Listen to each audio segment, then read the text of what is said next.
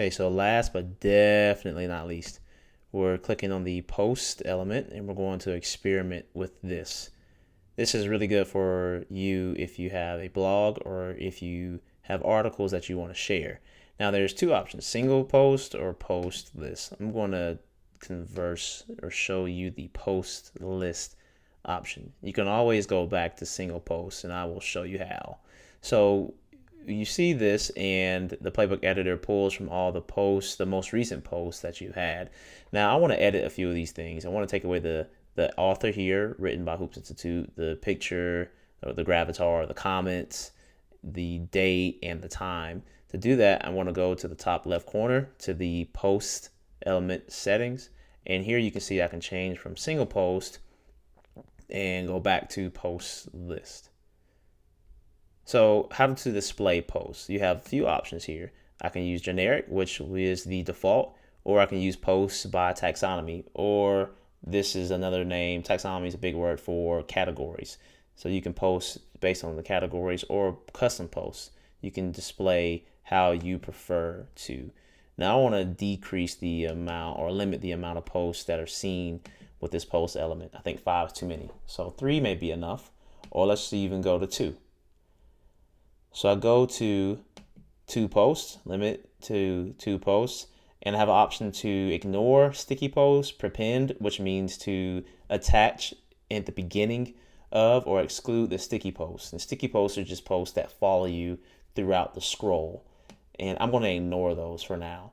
And I'm going to keep the excerpt result link. If I chose full post, then you would see borderline the entire post, which is too much for me, too busy on the page. Pagination, I only have 2 posts, so I won't need pagination, but just so you see it, previous, next page at the bottom, if you have more than 3 or 4 and you want to create different pages for that, you can use this pagination here so people can go to the previous page or the next page. But I'm not going to use that or numeric pagination. I'm going to use none. So right now, I think my thumbnails are too large. So I'm going to make these thumbnails medium size. Or I could post the feature image. Let's try to experiment with that one to see what that does. All right, so once that pops back up, I want to show you the most important settings that you can adjust here. So remember, I wanted to delete the written by Hoops Institute, gravatar, date, and time. To do that, I'm going to go to post part settings.